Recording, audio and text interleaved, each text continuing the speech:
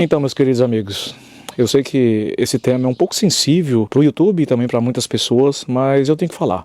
A coisa está ficando muito séria aqui na Noruega e também na Europa. Muitos de vocês já devam ter assistido nas notícias no Brasil de que a Europa está bem perigosa nesse momento, né? Bem, vamos começar com uma cartilha que nós recebemos há aproximadamente 15 dias atrás, quase um mês na verdade, e essa cartilha ensina as pessoas a se abrigarem em porão ou coisa do tipo e também a estocar comida, né? Como você pode ver aqui, tem baterias, água e também alguns mantimentos que você pode estocar em caso de eventual guerra ou catástrofes climáticas. Porém, eu acredito que o governo entregou essas cartilhas não por causa de algum evento climático, mas sim uma eventual guerra contra a Rússia. E olha só, milhões de suecos vão começar a receber cópias de um panfleto com informações sobre como a população deve se preparar em caso de uma guerra.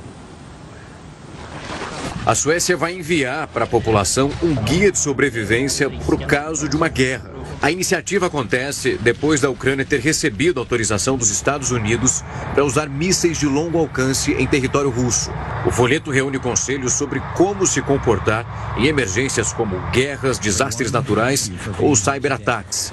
O documento de 32 páginas descreve com ilustrações as possíveis ameaças enfrentadas pelo país. Uma iniciativa parecida foi lançada pela vizinha Finlândia, que disponibilizou um site que reúne as dicas de sobrevivência em caso de conflitos armados.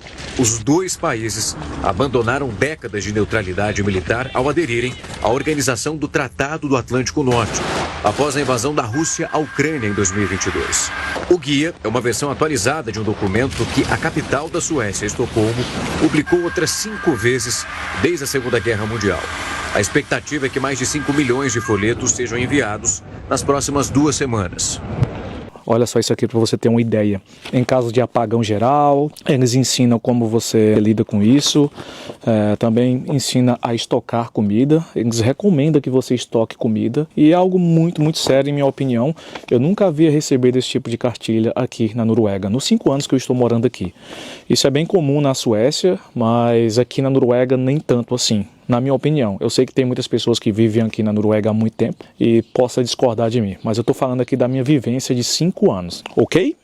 As informações na cartilha da Suécia e também da Finlândia, né, que eles receberam a mesma coisa, é para se precaver em caso de um eventual conflito, seja de proporção nuclear ou mundial. E olha, o cenário aqui está bem esquisito, muito esquisito mesmo. Eu sei que não tem muitos youtubers brasileiros falando a respeito sobre essa situação, e eu quero abordar isso porque está muito estranho. Eu nunca me senti tão inseguro como estou agora aqui na Noruega. Realmente é algo que parece que está prestes a acontecer. Recentemente, o presidente Joe Biden, que esteve no Brasil, ele liberou os mísseis de longo alcance para a Ucrânia atacar a Rússia. E isso é muito preocupante porque os outros países também seguiram, né, a mesma linha dos Estados Unidos. E olha que o Joe Biden só tem aproximadamente 2 meses até que o mandato dele acabe e o Donald Trump assuma o poder. Depois de usar mísseis de longo alcance doados pelos Estados Unidos contra a Rússia, hoje a Ucrânia disparou o armamento cedido pelos britânicos. E isso muda completamente o cenário da guerra pelo potencial de alcance e destruição dessas armas. A arma usada hoje é o Storm Shadow. Esse míssil é de fabricação anglo-francesa. É disparado de caças e alcança uma velocidade máxima de 800 km por hora e pode atingir alvos de até 250 km de onde foi lançado. E agora, por que isso é extremamente preocupante e a gente deve levar isso muito a sério?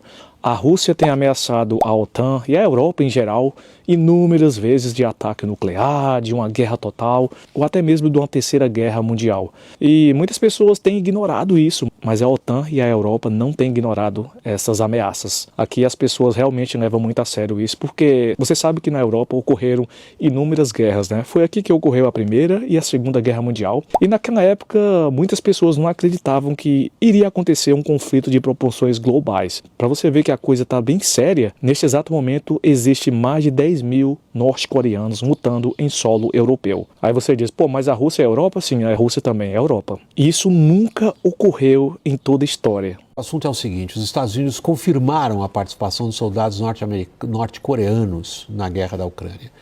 É uma escalada considerável no conflito, confirmando-se até aqui, a Rússia não desmente. A declaração vem no momento em que a Ucrânia denuncia o envolvimento direto da Coreia do Norte no conflito. Um vídeo divulgado pela inteligência ucraniana mostra soldados norte-coreanos recebendo uniformes numa base militar russa. A Casa Branca diz ter informações seguras de que Pyongyang já enviou 3.000 militares para centros de treinamentos russos. This is certainly a highly concerning probability.